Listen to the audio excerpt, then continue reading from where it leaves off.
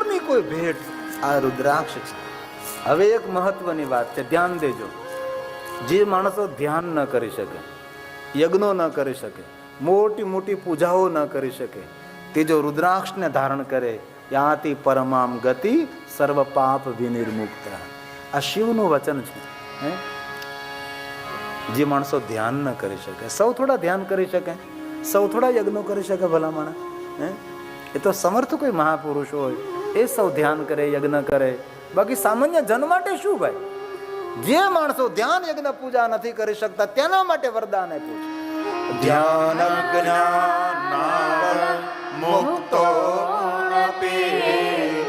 રુદ્રાક્ષ ધાર્યેતુ યઃ સર્વ પાપ વિનિર્મુક્ત યાતિ પરમ ગતિ.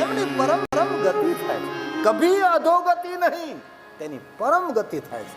તેથી જન્મથી લઈને મૃત્યુ સુધી રુદ્રાક્ષ પહેરાય છે. કોઈ પણ જાતિના, કોઈ પણ જ્ઞાતિના, કોઈ પણ વર્ણના, કોઈ પણ દેશના, પવિત્ર અપવિત્ર અવસ્થામાં, ઘરમાં, વનમાં, સ્મશાનમાં, કોઈ બી અવસ્થામાં સદૈવ રુદ્રાક્ષ ધાર્યા.